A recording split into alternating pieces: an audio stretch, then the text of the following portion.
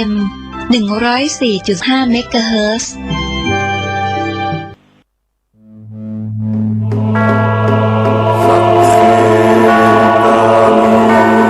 สุโขปุญญัสสะอุจจโยพระพุทโธดำรัสปัดทุกข์เข็นการสั่งสมซึ่งบุญทุนบำเพ็ญจะอยู่เย็นเป็นสุขพ้นทุกภัยขอเชิญร่วมงานทำบุญประเพณีส่งน้ำพระเจ้าทันใจและสวดอิติปิโส108จบประจำปี 2566 ปีที่ 14 ณ วัดปากทางเจริญตำบลดอยหล่ออำเภอดอยหล่อจังหวัดเชียงใหม่วันจันทร์ที่ 11 เดือนธันวาคม 2566 เวลา 9:39 นาทีขอเชิญร่วมพิธีสืบชะตาแบบล้านนาและส่งน้ำพระเจ้าทันใจร่วมถวายทานห้องน้ำทันใจจำนวน 10 ห้องณ วัดปากทางเจริญพระสงฆ์ 29 รูปเวลา 11 นาฬิกาถวายภัตตาหารเพลพระสงฆ์เวลา 12 นาฬิกาเชิญผู้มาร่วมงานรับประทานอาหารแบบโรงทานเป็นเสร็จพิธีต่อจากนั้นไปเวลา 18:39 นาทีวันจันทร์ที่ 11 เดือนธันวาคม 2566 ขอเชิญร่วมพิธีสวดอิติปิโส108จบพระสงฆ์300 กว่ารูปประกอบพิธีจุดเทียนชัยมงคล108เล่มรอบเจดีย์ปล่อยโคมไฟจำนวน108ดวงณ วัดปากทางเจริญตำบลดอยหล่ออำเภอดอยหล่อจังหวัดเชียงใหม่เริ่มเวลา 18:39 นาทีเป็นต้นไปเสบียงบุญในชาตินี้มีหลายอย่างเตรียมเดินทางข้างหน้าต้องหาก่อนยิ่งเดินทางหลายข้าต้องหาบขอนเครื่องกินนอนมากมายสะพายเต็มเสบียงบุญชาติหน้าไม่กลัวหนักเพียงรู้จักเก็บออมถนอมเข้มบุญกิริยาวัตถุลุอิ่มเอมจะปรีเปรตเต็มหลับด้วยธรรมาทั้งทานศีลภาวนานำพาให้สู่แดนไกลสวงสวรรค์สุขหันษาจะล่วงทุกข์ด้วยความเพียรด้วยปัญญาอภิญญาพาพ้นว่ายวนเวียนใครเสบียงบุญมีมากยามอดมวยกุศลช่วยส่งเสริมเพิ่มเสถียรเสบียงน้อยลอยหลั่งดังกำเกวียนดังแสงเทียนดวงน้อยคอยนำทาง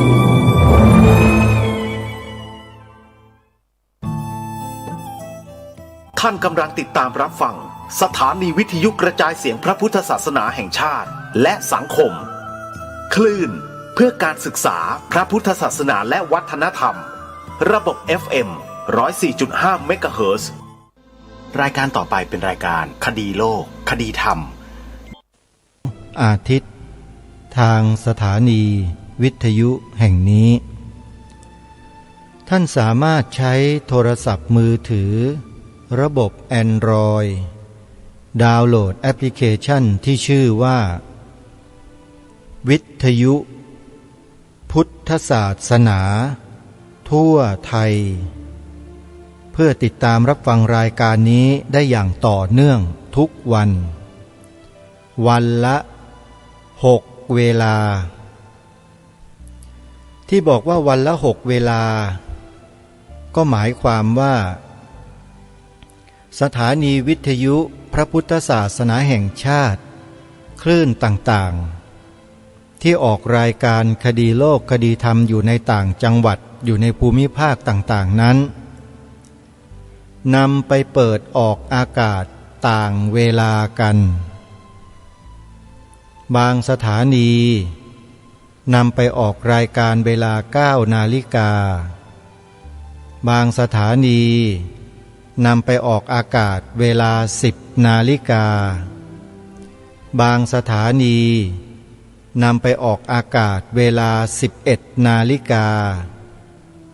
บางสถานีนำไปออกอากาศเวลา 13 นาฬิกาบางสถานีนำไปออกอากาศเวลา 20 นาฬิกาและบางสถานีนำไปออกอากาศเวลา 1 นาฬิกาหรือตี 1มีทั้งหมด6 เวลาถ้าใครดาวน์โหลดแอปพลิเคชันวิทยุพุทธศาสนาทั่วไทย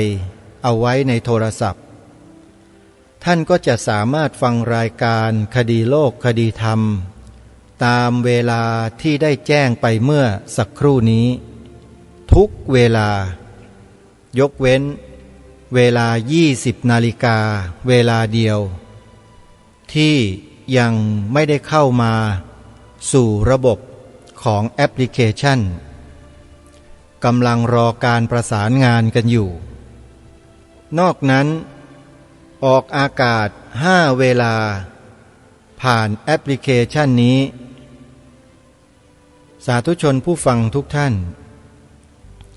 รายการคดีโลกคดีธรรมนั้นไม่ใช่รายการธรรมะแต่เป็นรายการส่งเสริมธรรมะสนับสนุนให้มีธรรมะเกิดขึ้นในใจของผู้คนย้ำเตือนบอกรณรงค์ให้ผู้คนที่เป็นผู้ฟังติดตามรับฟังนั้นสนใจธรรมะและในแอปพลิเคชันนี้มีสถานีวิทยุพระพุทธศาสนาแห่งชาติที่เปิดธรรมะออกอากาศตลอด24 ชั่วโมงรวมกันอยู่มากถึง45 สถานีมีแต่ธรรมะทั้งนั้นเลยทางรายการจึงย้ำว่าให้พวกเราช่วยกันเผยแพร่ช่วยกันบอกต่อให้ผู้อื่นดาวน์โหลดแอปพลิเคชันนี้ไว้เถอะจะได้บุญมากๆเลย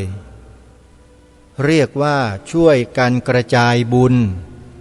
ช่วยกันขยายบุญให้เกิดขึ้นแก่ผู้อื่นเป็นการให้ธรรมะเป็นทานพระพุทธเจ้าตรัสไว้ว่าชนะการให้ทั้งปวง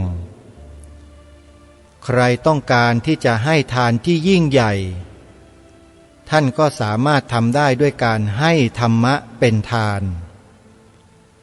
ถึงแม้ว่าเราจะแสดงธรรมให้ผู้อื่นฟังไม่เป็นไม่ได้ก็ตามแต่เราสามารถสนับสนุนให้ธรรมะไปปรากฏอยู่กับผู้อื่นโดยการฟังจากการแนะนำจากเราได้ก็เท่ากับว่าเรามีส่วนร่วมในการให้ธรรมะเป็นทานเหมือนกันเพราะฉะนั้นใครก็ตามที่แนะนำบอกต่อให้ผู้อื่นดาวน์โหลดแอปพลิเคชันนี้ผู้นั้นได้บุญแล้วเป็นบุญที่ส่งเสริมปัญญาสัมมาทิฏฐิเกิดชาติหน้าหนใดในหลายร้อยล้านภพข้างหน้าปัญญาสัมมาทิฏฐิ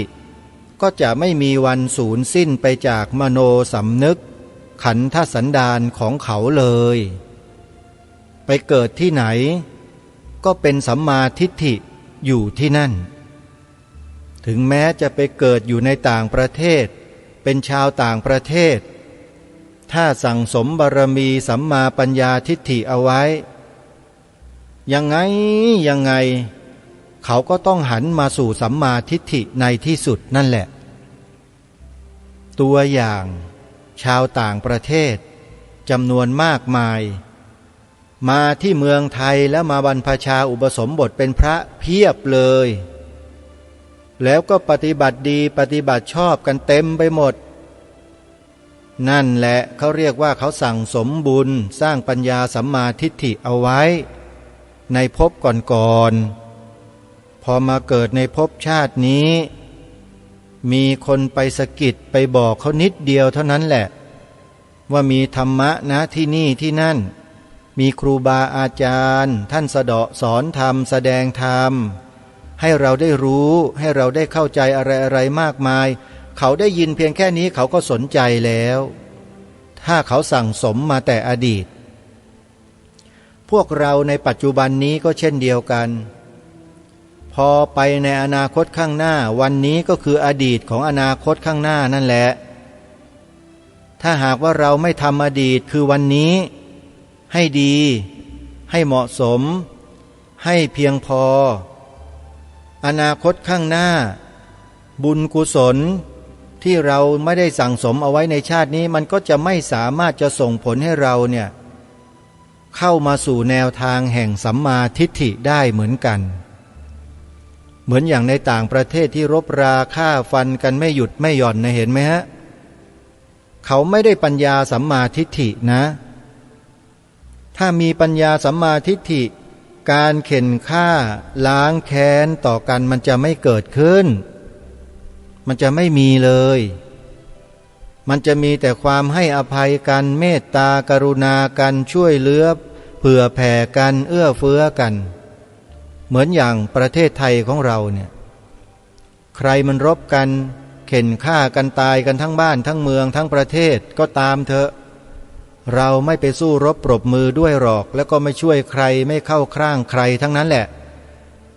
แล้วเราก็ส่งข้าวไปให้เขาทั้งสองฝ่ายที่รบกันน่ะกินเพราะบ้านเรานั้นเป็นอู่ข้าวอู่น้ำใครเพื่อนบ้านของเรานอกประเทศเขาจะรบราฆ่าฟันกันเพียงใดเราก็กรุณาเมตตาเขาทั้งนั้น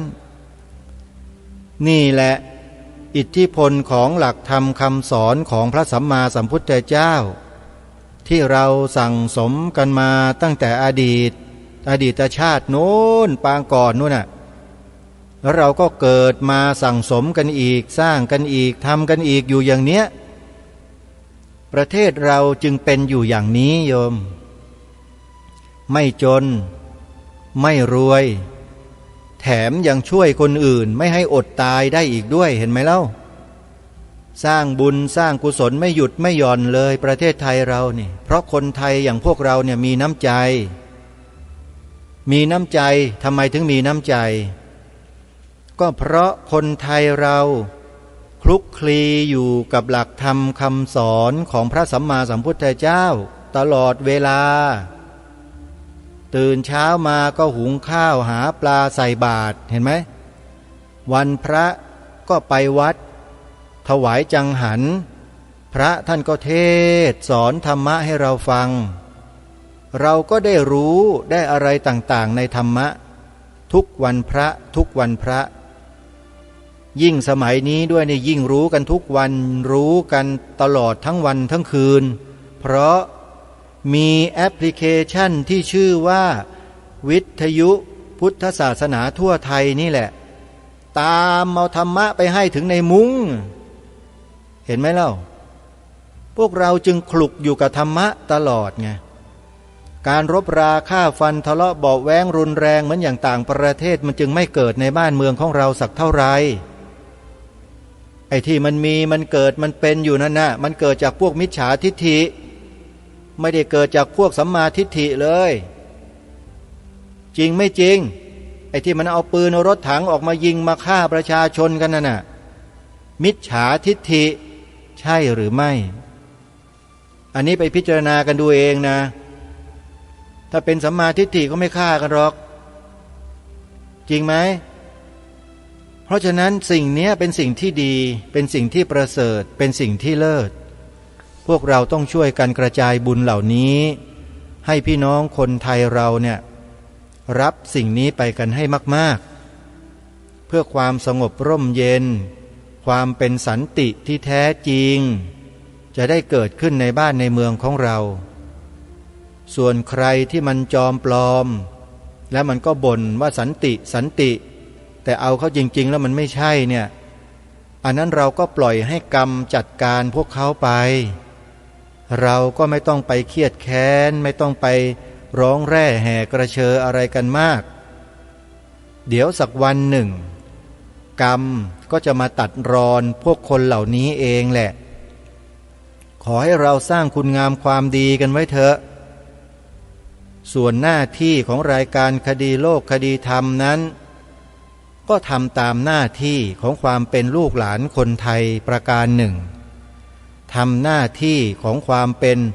พุทธบริษัทประการหนึ่งหน้าที่ของพุทธบริษัทมีอยู่4ข้อนะแล้วทำกันให้ครบด้วยพุทธบริษัททั้งหลาย4ข้อมีอะไรบ้างศึกษาเรียนรู้ธรรมให้เข้าใจปฏิบัติธรรมให้เข้าถึง เมื่อศึกษาเข้าใจแล้วปฏิบัติเข้าถึงแล้ว เราก็นำไปเผยแผ่เผยแพร่ให้ผู้คนอื่นๆได้รู้ได้เข้าใจได้ไปปฏิบัติเหมือนกับเราและหน้าที่ข้อสุดท้ายข้อ 4ถ้ามันมีเหตุเพศภัยอะไรที่ดูเหมือนว่าก็ดีหรือมันจะเกิดขึ้นแล้วก็ดีในการที่จะมีส่วนแห่งการทำลายพระพุทธศาสนาของเราไม่ว่ากรณีใดก็แล้วแต่พุทธบริษัทต้องลุกขึ้นมาทำหน้าที่ปกป้องกระจายข่าวสารข้อมูลให้พี่น้องชาวพุทธเราได้รู้ทั่วกันว่า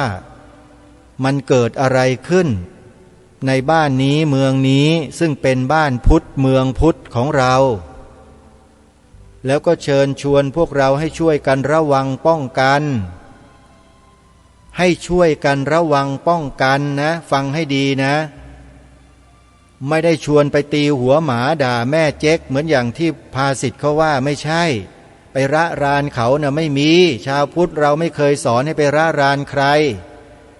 แต่ให้ทำหน้าที่ปกป้องอะไรล่ะภัยที่มันจะมาคุกคามพระพุทธศาสนาของเราทีนี้บางคนฟังไม่ออกฟังไม่รู้เรื่องฟังไปฟังมาหาว่ารายการคดีโลกคดีธรรมเนี่ยสร้างความแตกแยกไปเอาสมองส่วนไหนของร่างกายมาคิดก็ไม่ทราบเหมือนกันคิดไปได้ยังไงรายการนี้สร้างความแตกแยกญาติโยมที่ฟังรายการอยู่ญาติโยมคิดว่าอาตมาภาพรายการคดีโลกคดีธรรมที่พูดรายการมา10 กว่าปีเกือบ20 ปีเนี่ยพูดเพื่อความแตกแยกหรือเปล่าญาติโยมผู้ฟังรายการอยู่ตอบคำถามออกมาดังๆหน่อยโยมว่ารายการคดีโลกคดีธรรมเนี่ยมีสักนิดไหมที่จะไปสร้างความแตกแยกให้กับคนไทยเนี่ยท่านสาธุชนก็ลองพิจารณากันดูนะอาตมาภาพไม่ได้มาแก้ตัวไม่ได้มาแก้ตัวแต่มาชี้แจงมาบอกให้ฟังว่ามันคือหน้าที่ของพุทธบริษัท4 ข้อที่ทางรายการต้องถือเป็นหลักในการทำงานทำหน้าที่อะไรที่ดีที่ถูกต้องที่สอดคล้องกันกับศีลธรรมและหน้าที่ของปวงชนชาวไทยและศีลธรรมอันดีของประชาชนแล้วรายการนี้ไม่เคยไปละรานใดๆทั้งสิ้นมีแต่จะป้องกันสิ่งที่ไม่ถูกต้องเท่านั้นโดยเฉพาะไอ้กลุ่มคนที่มันปลอมตัวมาเป็นคนพุทธเหมือนเราเนี่ยตัวเนี้ยร้ายนักที่เบี่ยนเบนประชาชนเราให้หลงเชื่อหลงผิดกันอยู่เนี่ยที่ไปนำประชาชนกล่าวหาใส่ร้ายป้ายสีพระสงฆ์ทั้งประเทศว่าเป็นมหาโจรบ้างเป็นอรัชชีบ้างโดยไร้สาระไม่มีเหตุผลเนี่ยทางรายการก็ต้องหยิบยกข้อมูลต่างๆหลักฐานต่างๆที่มีครูบาอาจารย์ท่านพูดท่านกล่าวท่านแสดงชี้แจงอธิบายความไว้น่ะมาเปิดให้ฟังกันนั่นก็หมายถึงท่านพระอาจารย์มหาอุเทนปัญญาปริทัศน์ปรริยนธรรม9 ประโยควัดชนะสงครามนั่นแหละที่นำมาเปิดในรายการให้ฟังกันนั่นแหละท่านมาชี้แจงมาแสดงมากล่าวอธิบายความให้พวกเราชาวพุทธได้ฟังกันไปแล้วเดี๋ยวทางรายการก็จะนำมาเปิดบ่อยๆให้พวกเราได้ฟังกันบ่อยๆเราจะได้ไม่ลืมหน้าที่ของพวกเรากันไม่ใช่เอาแต่เรียนอย่างเดียวเอาแต่ปฏิบัติอย่างเดียวเอาแต่เผยแผ่พูดแต่ธรรมะมันอยู่อย่างเดียวนั่นแหละและไอ้หน้าที่ปกป้องไอ้หน้าที่แก้ปรับประวาทเนี่ยไม่เคยพูดเคยจาไม่เคยทำกันบ้างเลยหรืออย่างไรทำกันบ้างสิหลวงพี่ไอ้ธรรมะน่ะพูดเมื่อไหร่ก็พูดได้ท่านแต่ไอ้ปกป้องน่ะไอ้หน้าที่ปกป้องเนี่ยทำกันบ้างสิหลวงพี่นะขออนุญาตนะฮะเรียกหลวงพี่กันเลยไอ้พวกเรามันก็ลูกชาวบ้านธรรมดาสามัญ นั่นแหละมาบวชกันเป็นพระมามีศีล227นะบางท่านก็ได้ดิบได้ดีเป็นพระราชาคณะเป็นพระครูสัญญาบัตรได้ฐานานุกรมอย่าหลงนะท่านอย่าหลงของพวกนี้นะ พระสงฆ์พวกเราอย่าลืมหน้าที่กันนะอันนี้ก็ขออนุญาตปรารภในเบื้องต้นเอาไว้เพื่อให้พวกเราได้เกิดความรู้สึกสำนึกร่วมกันให้ทำหน้าที่ให้ครบถ้วนสมบูรณ์แล้วอย่ามาตำหนิคนที่เขาทำหน้าที่ให้ทำหน้าที่กันไปตามความถนัดแต่ก็ต้องให้ครบทั้ง4ข้อไม่ใช่ทำกันอยู่แค่2ข้อเดียวหรือ3ข้อ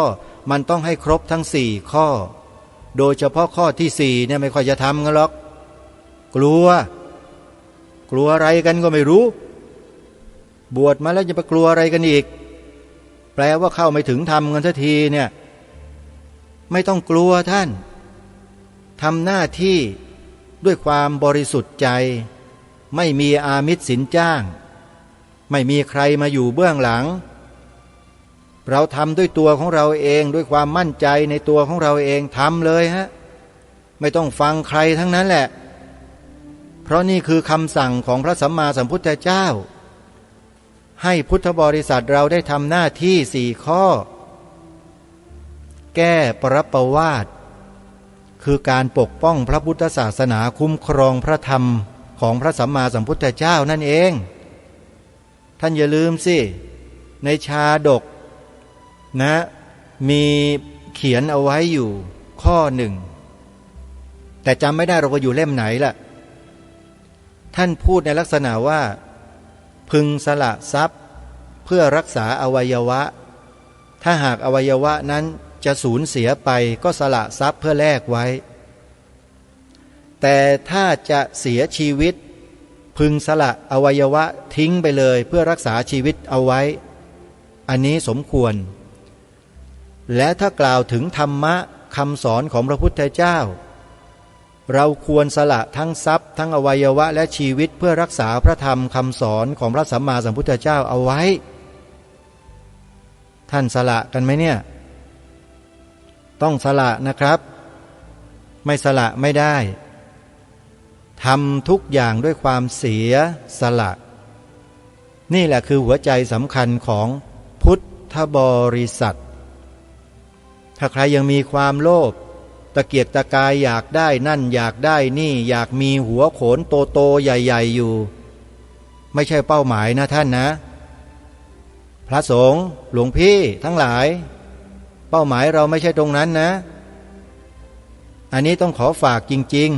ๆพูดธรรมะนะเนี่ยไม่รู้ฟังกันเข้าใจหรือเปล่าเข้าใจเหมือนกันน่ะแต่ว่าตัวกิเลสมานะมันหนาเหลือเกินมันคอยสะกิดสะเกาอยู่เรื่อยใช่ไหมดูจิตดูใจให้ดีนะพวกเราอย่าปล่อยอย่าเผลออย่าประมาทเดี๋ยวกิเลสมันจะครอบงำจิตโลภะทิฏฐิมานะโทสะอิสสามัจฉริยะกุกุจจะโมหะอหิริกะอโนตตปะอุทธัจจะถีนมิทะวิจิกิจฉา14ตัวเนี่ยร้ายกาจทั้งนั้นแหละศึกษามันให้ละเอียดให้เข้าใจแล้วจับมันให้เป็นเค้นมันให้ตายอย่าให้มันขึ้นมาแหวกว่ายโชว์ลีลากันอยู่ในสังคมเนี่ยไม่เอานะกดมันทิ้งไว้ตัวกิเลสทั้งหลายเนี่ยอย่าเอามาแสดงแต่จงแสดงด้วยธรรมอันบริสุทธิ์นะแล้วก็ไม่ต้องปรารถนาและหวังว่าจะได้อะไรตอบแทนกลับคืนมาทั้งนั้นใครให้อะไรมาเราก็ไม่ต้องไปยินดียินร้ายกับมันถ้าเราไม่รับมันก็กลับไปเป็นของเจ้าของเขานั่นแหละทั้งดีทั้งเลวนั่นแหละนี่คือหลักในการทำงานถ้าหวั่นไหวแล้วมันจะทำอะไรไม่ได้นะถ้าไม่หวั่นไหวมีความมั่นคงแล้วจะกล่าวจะพูดจะแสดงจะกระทำอะไรมันทำด้วยความมั่นใจเพราะตัวฉันทะวีริยะจิตตะวีมังสามันเจริญอยู่ในจิตในใจตลอดแล้วเราก็ทำหน้าที่ด้วยความไม่หวังไม่เป็นอะไรแต่ทำเพื่อธรรมะเพื่อความบริสุทธิ์ผุดผ่องของธรรมะเราก็จะทำหน้าที่ได้อย่างราบรื่นถึงแม้จะมีอุปสรรคเพียงใดก็แล้วแต่เราก็สามารถฟันฝ่าอุปสรรคเหล่านั้นไปได้อย่างง่ายดายเลยแหละไม่ยากเลย นะบุคคลที่มีความปรารถนาร้ายไม่หวังดีนะจะแพ้ภัยตัวเองตั้งแต่เริ่มต้นแล้วท่ามกลางและที่สุดก็ไม่ต้องพูดถึงมันล้มระเนระนาดกันหมดแหละเพราะมันแพ้อำนาจแห่งธรรมขอให้เรามีธรรมไว้ในใจเถอะชูธรรมมาไว้ธรรมะคือทางสายกลางเนี่ยเป็นเอกเป็นหนึ่งตามที่พระสัมมาสัมพุทธเจ้าตรัสไว้ถ้าเราไม่ถือทางนี้แล้วไปยึดเอาทางอื่นมันผิดทางไม่ถูกทางเพราะฉะนั้นเราต้องไปทางเดียวกันนะขอฝากทุกท่านสาธุชนไว้นะฮะพูดมาก็เยอะแล้วโยมไปฟังท่านศาสตราจารย์ด็อกเตอร์อุทิศสิริวัลย์มหาปรริญญาธรรม9ประโยคตั้งแต่เป็นสามเณรแล้วท่านก็มาปรารภมาพูดถึงชีวิตในอดีตได้ไปพบได้ไปเจอได้ไปสัมผัสกับอะไรต่อมิอะไรมากมายในแวดวงของดงขมิ้นเรานี่แหละแล้วท่านก็นำมาพูดมากล่าวมาเล่าให้เราฟังประกอบกับงานด้านวิชาการที่ทำกันอยู่ที่ท่านทำและครูบาอาจารย์ทั้งหลายที่จัดงานสัมมนาครั้งนี้ท่านทำกันอยู่ท่านก็สะท้อนให้เราได้เห็นภาพอะไรต่อมิอะไรมาพอสมควรทีเดียวแต่ท่านยังพูดไม่จบเมื่อวานนี้เวลาของรายการก็หมดลงเสียก่อนเดี๋ยวเราไปติดตามรับฟังกันต่อถ้ายังไม่จบพรุ่งนี้ฟังกันต่อได้ไปติดตามรับฟังพร้อมๆกันได้นะบัดนี้อันนี้ผมเล่านะวันนี้ผมอ่านคือมันเป็นคือผมนี่เป็นคนชอบอ่านตอนหลังนะคืออายุมากแล้วอ่านหนังสืองานศพอ่านนั่นอ่านนี่เนี่ยอ่านหลากหลายเหมือนอ่านผลงานนั้นเดียวคนเนี่ยทั้งอ่านทั้งแอบมาดูนะแอบมาดูเรื่อยละ2-3 ครั้งมาดูแต่ไม่ได้เจอท่านนะมาดูแต่เห็นโอ้คุยญาติโยมคุยอะไรดูคือเขาเรียกว่าเป็นนักวิจัยไงพวกจบด็อกเตอร์พวกเป็นศาสตราจารย์เนี่ยจะต้องนักวิจัยต้องเดินทางต้องค้นคว้าจะอยู่แบบหอคอยก็ได้แต่ผมเลือกที่จะไม่อยู่ผมเลือกที่จะลงพื้นที่จริงเหมือนเรื่องศาสนาเนี่ยถ้าเรามาแลอดีตถึงปัจจุบันไปถึงอนาคตเนี่ยเราทุกวันเนี้ยอยู่ด้วยความกลัวฝ่ายค้านอันนี้ผมพูดก่อนนะด้วยความเคารพเลยเราจะทำอะไรแล้วแต่ปุ๊บอย่างท่านเจ้าคุณมานอมลองไปถามเจ้าจังหวัดวัดบางพีสิโอ้อย่าทำนะเดี๋ยวมันอาจจะข้ามหน้าข้ามตาเจ้าหน้าภาคเจ้าคุณมีชัยจะยอมไหมสมมตินะถ้าผ่านภาคปุ๊บผลคือสมเด็จดวงชัยจะยอมไม่ได้ทำอย่างนี้อ่ะมันจะมีอะไรที่มันแล้วสุดท้ายคืออะไรครับทำไม่ได้ไม่ได้ทำเนี่ยเหมือนเล่มนี้เห็นไหมครับตอนผมทำใหม่ๆนะคิดเองควักเองนี่พูดตรงๆนะคิดเองควักเองหาเงินทำเฉลี่ยหน้าละ300ท่านจิ้มมาดี 20,000 หน้าเป็นเงินเท่าไหร่ครับอย่างน้อย6 ล้านนะครับเป็นอย่างน้อยนะครับหาเงินเอาเองทำไปทำมาก็ยังไม่มีเจ้าภาพนะจริงๆก็คุยกับเจ้าคุณชั้นธรรมองค์นึงเจ้าวาดอารามหลวงแต่ไม่ใช่วัดโมลีนะคุยอีกวัดนึงก็คุยกันว่าจะลองขอเงินสำนักพุทธดูมาพิมพ์พอเขาบอก23 เล่มนะใช้งบ10 กว่าล้านนี่เขาไม่เอาแล้วเห็นไหมครับเขาบอกไม่มีตังค์ว่างั้นไม่มีตังค์แล้วบากหน้าไปวัดดังๆเนี่ยวัดไร่ขิงยังไม่ทันพูดเลยนะหลวงพี่แย้มบอกไม่ต้องมาหรอกนะไม่มีตังค์ว่างั้นนะไปหาหลวงพ่อสมเด็จวัดโพยังไม่ได้เอ่ยนะท่านนะหลวงพ่อวัดโพบอกวัดโพมีรายจ่ายเยอะนะงั้นแต่ละที่คุยหลวงพ่อสมเด็จวรรณรัตน์วัดบวรนะขนาดวัดบวรสนิทกันบอกหลวงพ่อผมทำนี่23 เล่มนะหลวงพ่อช่วยบอกมาว่ากดพิมพ์ให้หน่อยโอ้หลวงพ่อก็มีภาระอยู่ที่จังหวัดตราด1,000 กว่าล้านนั่นพูดงั้นไม่มีตังค์ท่านฟังเอาไว้นะนี่คือความขมขื่นสถานการณ์เดียวกับตอนเป็นเนนปี28ครับปี28สอนหนังสือวัดวิทยาสงครามอยากจะแต่งหนังสือพยัญชนะนะอีหลอบเดียวกันท่านหอบต้นฉบับพยัญชนะภาค 1ยังจำความหลังได้นะครับบุกไปมจรตึกเล็กสายเยจิตนะครับไปพบที่ดูแลเรื่องโรงพิมพ์เนี่ยตอบว่าไงรู้ไหมครับโอ้ยประโยคอะไรเนี่ยถามผมนะแต่ขอไม่ออกท่านนั้นท่าน6 ประโยคผมบอก5 ประโยคครับ5 ประโยคท่านบอกนะโอ้โหลิอ่านแต่งหนังสืออย่างเงี้ยรู้ไหมใครแต่งว่างั้นบอกใครครับนู่นอาจารย์เกษมบุญศรีราชบัณฑิตไปไม่รับว่างั้นนะไม่รับพิมพ์นะไม่รับพิมพ์ไปมหามกุฏบุกไปพบอาจารย์สุชีพปัญญานุภาพนี่ท่านฟังเอาไว้นะเป็นเรียกว่าอันโทนสตอรี่ของผมคือไม่เคยเขียนลง Facebook แล้วก็ไม่เคยเล่านี่มาเปิดใจเล่านะท่านเจ้าคุณให้หัวข้อมันตรงก็เลยเล่านะครับให้เห็นว่าคือเพื่อสะท้อนให้เห็นหลักการอย่างหนึ่งว่าท่านจะทำอะไรแล้วแต่เนี่ยผมใช้คำว่า 80% มีแต่คนค้านท่าน มีแต่คนดับฝันท่าน มีแต่คนทำลายความฝันท่าน แล้วมีแต่คนที่ไม่ให้ความหวังอะไรท่านเลย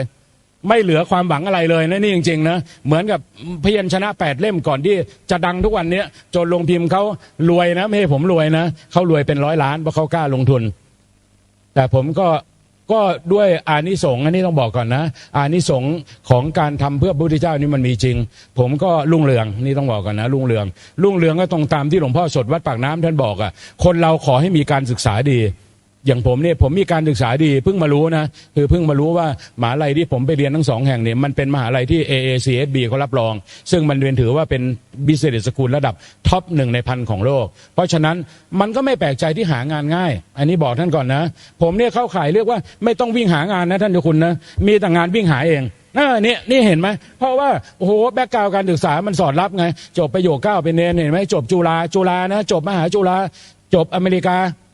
แต่ถ้าลองไปจบในบางประเทศนะมันก็อาจจะลำบากนี่พูดตรงๆนะจบบางประเทศเขาไม่ยอมรับแต่ถ้าเราจะทำบาลีเนี่ยไม่ต้องสนวุฒิผมบอกอย่างหนึ่งนะทุกวันนี้ถ้าถามผมนึกปัจจุบันเนี่ยผมเรียนอะไรทุกอย่าง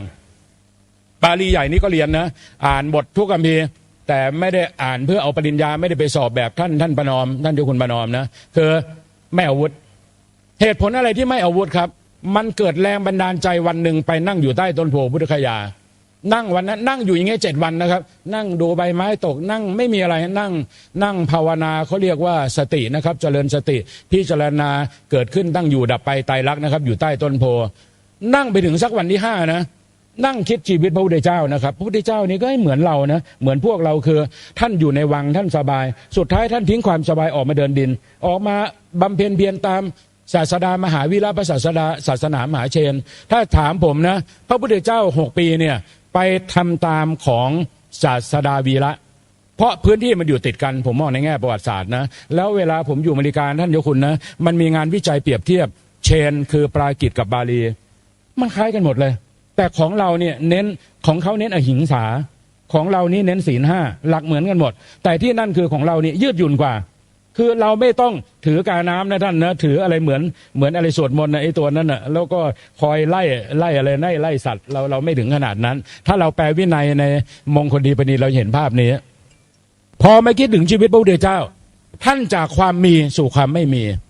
โอ้โหท่านพรธนวัฒน์บอกได้เลยนะผมเก็ตเลยนะเก็ตเลยเหมือนที่ท่านพรธนวัฒน์นี่ไม่ธรรมดานะองค์เนี้ยวัดเทพศิรินเนี่ยประวัติการศึกษาดีท่านเรียนหลักสูตรสร้างชาติเรียนเนี่ยท่านอยู่คุณเอามาเป็นเครือข่ายเลยเนี่ยองค์เนี้ยไม่ธรรมดาเนี่ยนั่งหน้าเนี่ยเป็นคนเครือข่ายกว้างขวางท่านเดี๋ยวคุณจับมาเป็นฝ่ายเขาเรียกว่าฝ่ายคอนเน็กชันเลยเชื่อมโยงเครือข่ายน่าจะเป็นพันกิจการท่านองค์เนี้ยไม่ธรรมดานะดูแล้วเป็นคนจีนคิดว่านะแล้วท่านกว้างขวางท่านจะชอบโอ้เครือข่ายท่านเยอะองค์นี้นะอย่างที่บอกผมดูทุกท่านนะแต่ผมไม่พูดเท่านั้นนะของท่านทุกท่านอะไรผมดูแต่ละท่านทำอีเวนต์ทำอะไรไงพวกนี้แล้วเรามาดูพระพุทธเจ้าเองเนี่ยใช้วิธีนี้เหมือนกันนี่ผมดูพระพุทธเจ้านะพระพุทธเจ้าตั้งเอตทัคคะนะครับท่านเจ้าคุณเห็นไหมพระเจ้าตั้งทีเดียว80 ตำแหน่งเลยตัวนี้ท่านเจ้าคุณต้องเอามาทำเลยถ้าจะทำมหาลัยท่านทำเริ่มต้นดีแล้วเฟส 1เอาเถรวาท3 ชาติที่พอรวมกันได้นะผมใช้คำว่าที่พอรวมกันได้เพราะว่าถ้าลังกาเนี่ยถ้าถามผมไปดีลมาแล้วเนี่ยลังกานี่คุยยากนะท่านเจ้าคุณคุยยากแต่ไม่รู้นี่จะเป็นสายวัดป่าธรรมยุทธ์ของลังกาเขาเปล่านะคือลังกาเขาจะมีนิกายหนึ่งเขาจะเหมือนกับเป็นธรรมยุทธ์วัดป่าเขาเน้นบาลีเคร่งครัดผมว่าน่าจะกลุ่มนี้นะแต่ถ้าอย่าไปเจอกลุ่มอื่นนะเดี๋ยวมาเรียอะไรท่านพรณวัฒน์เอาพระพุทธรูปไปทีละองค์อะไรงั้นนะไม่จบนะยังมีงั้นแต่ถ้าเจอแบบนี้ท่านเจอถูกจุดที่พระพุทธเจ้าบอกมงคลสูตรข้อแรกนะจริงอาเสวนาจะพาลานังบัณฑิตานันจะเสวนาอันนี้จริงนะท่านนะแล้วเรียนบาลีเนี่ยไม่ต้องคิดเยอะที่ผมพยายามยกเรื่องพระอาจารย์ธรรมโชติเนี่ยไม่ต้องทำอะไรหรอกแกมีอิฐของแกซึ่งนักประวัติศาสตร์ยังสงสัยนะทำไมอิฐบางระจันมีรูปดอกไม้ชื่อว่าดอกจันอยู่ตรงนั้นแล้วบางระจันตีไม่แตกแต่ที่พังก็เพราะกรุงศรีไม่ยอมช่วยเท่านั้นเองเหตุผลกรุงศรีไม่ช่วยมี2 เหตุผลก็คงเหมือนปาเลสไตน์ที่ชาติต่างๆไม่ช่วยกลุ่มฮามัสเดือดร้อนทุกวันนี้นะครับเพราะฮามัสจะคล้ายกับบางระจันก็คือเขาบอกว่า1ถ้าส่งอาวุธไปช่วยอาวุธอาจจะถูกฝั่งพม่ายึดออกไปกลับมาทำร้ายกรุงศรีข้อ1ที่ไม่ช่วยนะครับแล้วข้อ2ก็คือกลุ่มนี้เขาทำเพื่อวัดพระนอนจักรีเขาไม่ได้ทำคือกลุ่มศรีจักรนี่เป็นชุมชนอีกอันหนึ่งนะท่านมันมีชุมชนที่เรียกว่าเป็นเผ่าเล็กๆเขาไม่ได้ทำเพื่ออยุธยาเพราะฉะนั้นช่วยไปก็ ไม่เกิดประโยชน์อะไรเห็นไหมนี่ท่านฟังไว้นะนี่คือการวิเคราะห์แบบอัปทูเดตบาลีเหมือนกันกลับมาสู่บาลีเราทุกวันนี้เหมือนค่ายบางระจันนี่ผมบอกทุกท่านนะทุกท่านนั่งอยู่ประมาณ30กว่าชีวิตเนี่ยท่านมีอุดมการณ์คือทนร้อนข้อหนึ่งนะทนร้อนทนอยู่ได้3 วันนะข้อหนึ่งนะข้อ2ก็คือโอ้ยทนทุกอย่างแล้วก็รับฟังความเห็นหลากหลายผมวันไหนไม่ได้มาผมก็เปิดฟังนะครับเช่นฟัง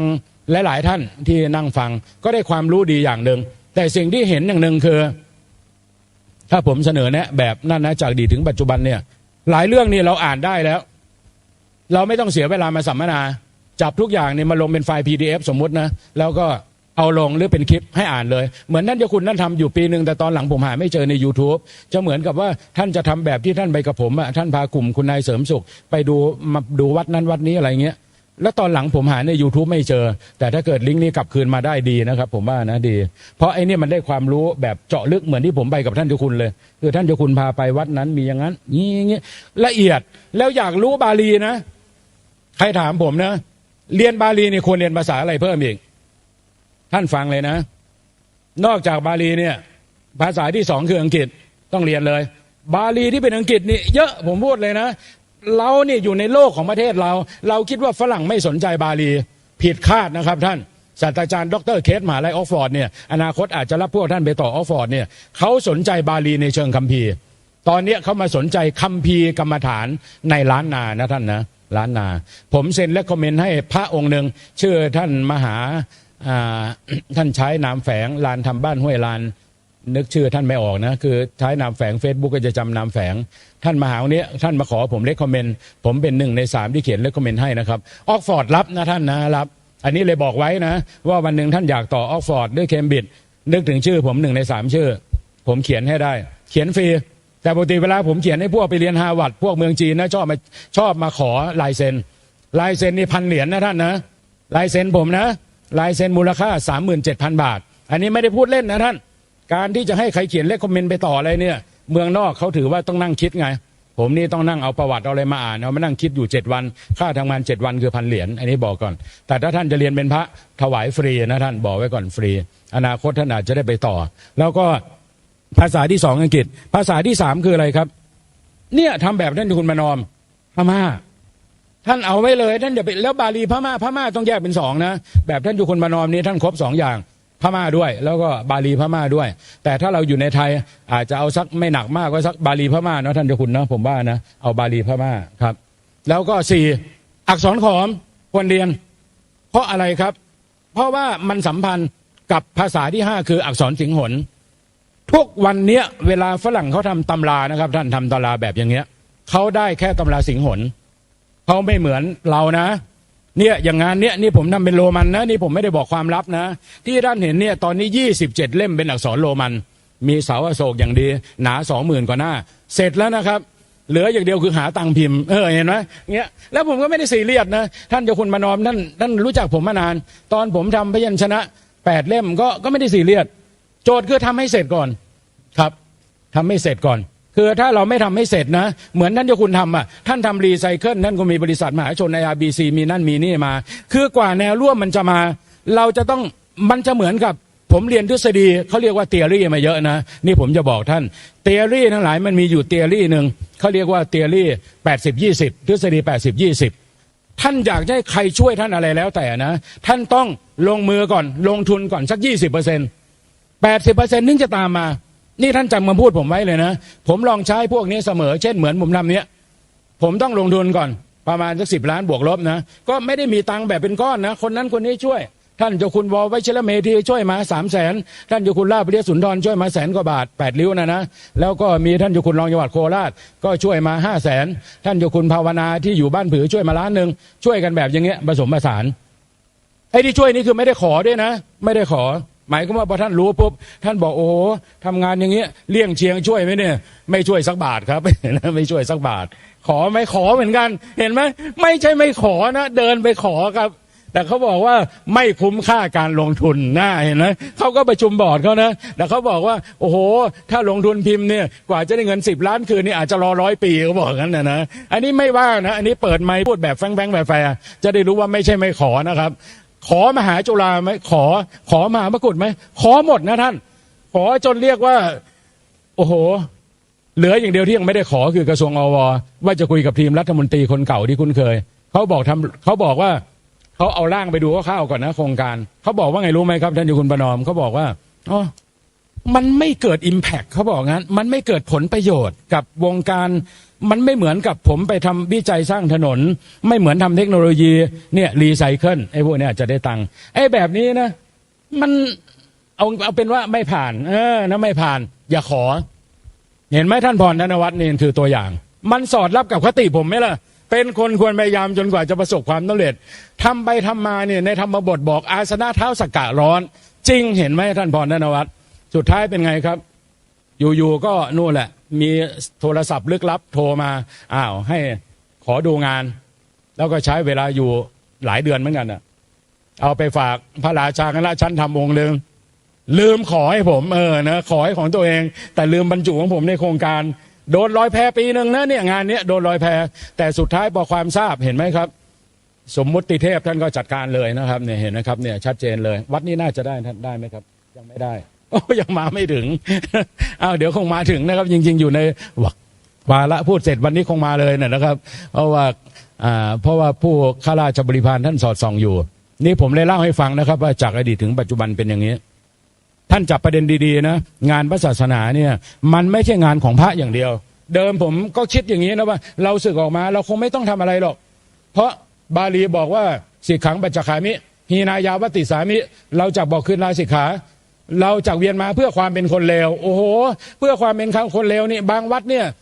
เจอหน้านี่แน่แหน่เลยนะท่านนะบอกว่าไม่ใช่เป็นพระเลยนะเป็นคนเลวผมสงสัยข้องใจเล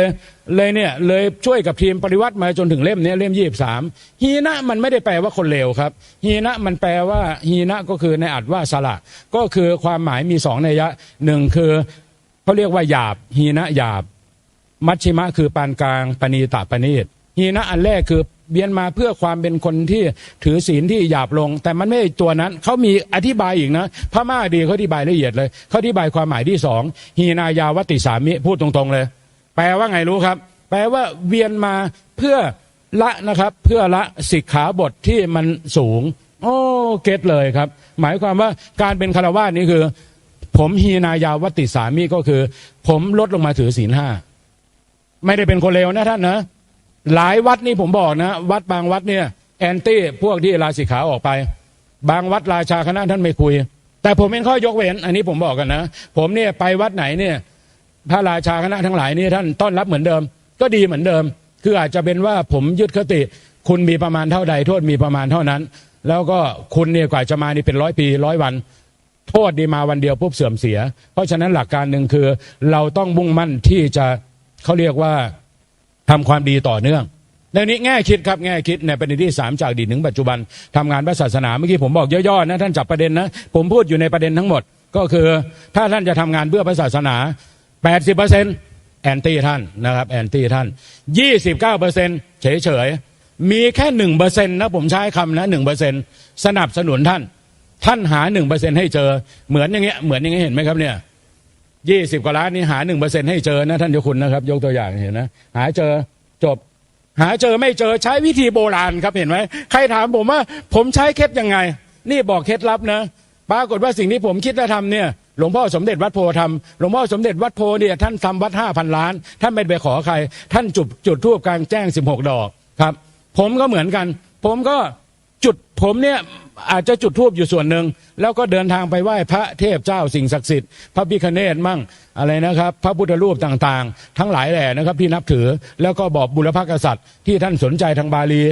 เช่นพระนเรศวรเนี่ยตามประวัติหม่อมเจ้าชาตรีเฉลิมยุคลท่านค้นมาท่านบอกว่าดูประวัติน่าเชื่อว่าพระนเรศวรตอนอยู่หงสาอยู่พระธาตุมุเตานะท่านเจ้าคุณนะบวชเนรเรียนบาลี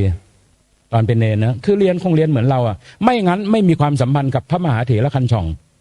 เห็นไหมครับก็แสดงว่าสมัยไปอยู่โน่นนะเป็นเนรผมก็เชื่อว่าเป็นเนรนะเพราะพวกเราโตมาระบบวัดเนี่ยถ้าวัย10 กว่าขวบมันต้องไปเป็นเนรอันนี้เป็นแง่ดีนะแง่ดีท่านแอพพลายเอาไว้อันนี้หลักข้อที่1เมื่อกี้ท่านได้แล้วใช่ไหมครับว่า1คือมีคนเห็นด้วยกับท่านแค่ 1% ไม่เห็นด้วย 19% ต่อต้านท่านแน่นอนเนี่ย 80% นั้นท่านเฉย หนังสือผมนะท่านพรณวัฒน์จะเล่าความหลังที่ท่านไม่เคยคิดว่าจะได้ยินนะสมัยเป็นเนรนะท่านเจ้าคุณนะเขียนครบ8 เล่มแล้วเดินไปเจรจาเองกับอาจารย์ชื่อดังท่านเป็นเหมือนพระอรหันต์แต่ขอไม่เอ่ยชื่อนะท่านนำเข้าที่ประชุมเจ้าหนังสือผมวางที่มูลนิธิมหามกุฏนะท่านนะตอนเป็นเนรนะย้ำว่าตอนเป็นเนรก่อนไม่ได้รับการวางครับกรรมการบริหารต่อต้านเขาบอกว่าเป็นสามเณรลิอ่านแต่งหนังสือแข่งสมเด็จพระสังฆราชข้อหานะข้อหา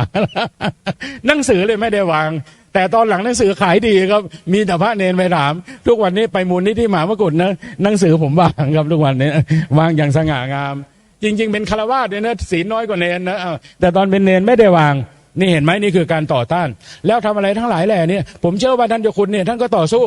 ท่านโอ้โหก็จะเป็นเจ้าคุณรีไซเคิลนั้นยังไม่ได้พูดนะจริงๆวันหลังท่านเล่านะกว่าจะขึ้นมาถึงวันเนี้ยแล้วท่านทำบาลีเนี่ยเพราะสิ่งที่ท่านทำเนี่ยถ้าเกิดนะมหาจุฬามหามกุฏสะเทือนเลยนะเพราะอะไรครับโอ้โหพระเนร20,000 กว่าองค์เนี่ยท่านดูบาลีในไทยนี่ไม่ใช่เล็กๆนะครับI think Myanmar and Lanka you should know that amongst and novice who study Pali include the lay people is about 30,000 ก็คือ 30,000 นะครับประมาณ 30,000 เผื่อท่านน่าจะฟังอังกฤษพอได้นะครับประมาณ 30,000 นี่เป็นมหาลัยใหญ่นะมากกว่ามสท2 เท่าครับของท่านนะตอนนี้นะนั้นถ้ากลุ่มนี้ไม่มีที่ไปผมพูดได้เลยนะพวกเราเนี่ยไม่เคยนั่งรถไฟชินคันเซ็นนี่พูดตรงๆนะไม่รู้จักรถชินคันเซ็นญี่ปุ่นเป็นยังไงถนัดนั่งกันก็คือโน่นน่ะรถบัสรถอะไรเนี่ยรถไฟฟ้าเล็กๆเพราะฉะนั้นถ้าท่านเจ้าคุณประนอมนี่ท่านเปิดแล้วผมดูเมื่อวานท่านมีวาระการประชุมแล้วท่านจัดไอ้ตัวนี้ดีจัดการศึกษาบาลีต่อเลยต่อคือค้นคว้า5 นาทีสุดท้ายผมจะบอกต่อนะครับว่าสิ่งที่เราควรทำต่อคืออย่าหยุดเหมือนผมเนี่ยพอผมไปเรียนจบด็อกเตอร์ทางบริหารธุรกิจจบอะไรปุ๊บผมก็เลยเอาการวิจัยนี่เอามาทำดูผมมาวิเคราะห์ดูว่าทำไมวัดวิเชียรญาติลงทุน100 กว่าล้านไม่เสร็จทั้งที่มหาเถรสมาคมอุปถัมภ์ทำได้เล่มม่วง5 เล่มอ๋อปัญหาก็คือหลวงพ่อนี่ท่านเป็นเมกะโปรเจกต์ท่านทำสารพัดโปรเจกต์มันเลยไม่จบแค่นั้นผมก็เลยโฟกัสทำอันเดียวเลย59 60 61 62 63 64จนถึง65นะท่านนะเห็นไหมก็จะจบ6 ปีจบแล้วทำกันในระหว่างทางเนี่ยพระที่รับปากจะมาช่วยทำหน้าที่รู้บาลีเก่งพม่านี่หนีหมดนะท่านนะหนีไปทีละองค์เกลี้ยงไม่ใช่ไม่จ่ายนะการจ่ายเงินก็ไม่ได้หลักประกันว่าจะทำงานให้นะท่านแต่เพราะว่าโอ้ยจะทำมีงานสอนมีงานไปเทศมีงานสวดเยอะไม่รับทำสุดท้ายได้พวกคฤหัสถ์ด้วยกันช่วยทำที่เอาเป็นอาจารย์แล้วก็พาร์ทไทม์เอามาทำจบอันนี้คือข้อคิดนะครับว่าถ้าท่านจะทำงานพวกนี้ท่านเจ้าคุณต้องคิดเลยว่าเฮ้ย1ต้องมีค่าตอบแทนเหมือนอยู่มหาลัยเนี่ยเขามีค่าตอบแทนชัดเจนแล้ว2คือต้องได้คนที่ฟูลไทม์คือเต็มเวลาครับท่าน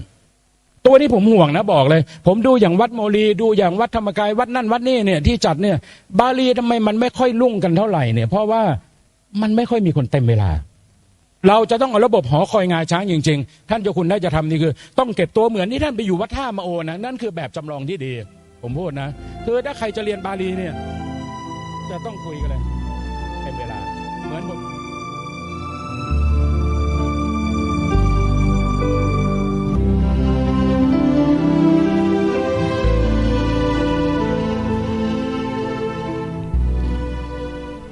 สาธุชนผู้ฟังทุกท่าน